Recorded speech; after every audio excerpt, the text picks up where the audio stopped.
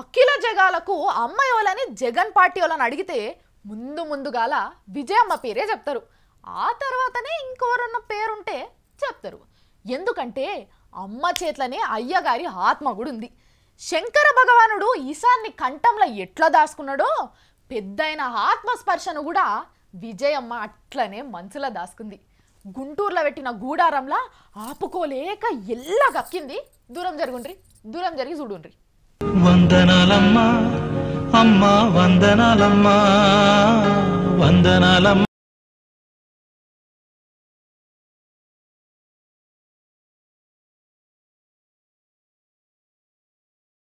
కక్క తిన్నాక గారెలు చేదైనాయి అన్నట్టు తెలంగాణ పాట వాడి షీ పాడుగాను మేం తెలంగాణ ఏంది మాదంతా సమైక్యాంధ్ర పాటే అంటున్నది విజయమ్మ గారు.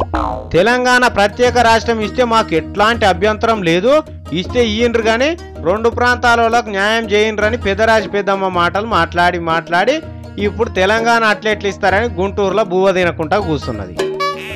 ఇంకా అట్లా కాదు, రాష్ట్రం విడిపోయేందుకు వైఎస్ రాజశేఖర్ రెడ్డి అనే దేవుని మీద నిందలేస్తున్నారు. ఆయన గారు ఎన్నడూ రాష్ట్రాన్ని ఇడగొట్టాలన్న ఆలోచన చేయలేదని చెప్తున్నది. కారణం చంద్రబాబు గారే అని ఆయన భుజం మీద తుపాకీ పెట్టింది. మరి ఈరోజు చంద్రబాబు నాయుడు గారు చెప్తా ఉన్నారు 4 లక్షలు 5 లక్షలు కోట్లు ఇస్తే రాజధాని కట్టుకుంటామని చెప్పి. ఇటువంటి హైదరాబాద్ మరి మనం ఎక్కడ కట్టుకుంటాం? 4 లక్షలు 5 లక్షల కోట్లు కాదు, 1000 కోట్లు ఇచ్చినా కూడా అటువంటి హైదరాబాద్ను మనం నిర్మించుకోలేమని కూడా చెప్తా ఉన్నా. సరే తల్లి, సరే తమరు సెలవిచ్చిందే కరెక్ట్ అనుకుందాం. మరి అప్పుడు 41 మంది ఎమ్మెల్యేలను ఢిల్లీకి పంపి జై తెలంగాణ అనిపించింది పెద్ద సారే కదమ్మా.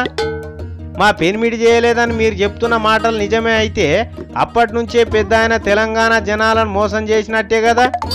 మీ పార్టీలో అసలు కథ ఏమనుకుంటున్నారో ఎరికేనా జనం?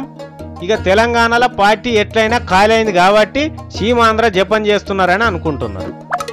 ఒకవేళ మీరు చేసే దీక్షకు ఢిల్లీ దిగొచ్చి మేం తెలంగాణ ఇస్తలేము సమైక్యాంధ్రమే ఉంచాలనుకుంటున్నామని చెప్పిండ్రే అనుకో, అందరికంటే ఎక్కువ నవ్వులపాలయ్యేది మన జగనన్న పార్టీ అంటున్నారు.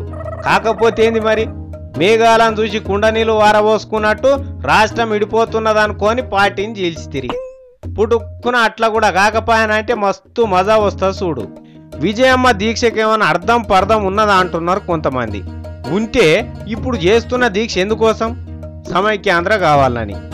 అమ్మగారి కోరికను మన్నించి అట్లనే చేసిండ్రు అనుకో, మరి తెలంగాణలో ఖాళీ అయిన పార్టీ సంగతి ఏంది? ఉత్త సీమాంధ్రాల సీట్లు గెలిస్తే సరిపోతుందా? తెలంగాణలో కూడా గెలవాలే కదా. కానీ అమ్మగారి దీక్ష సమైక్యం కాదు, సరైన సీటు కోసమే అని అర్థమవుతుందట కొంతమందికి.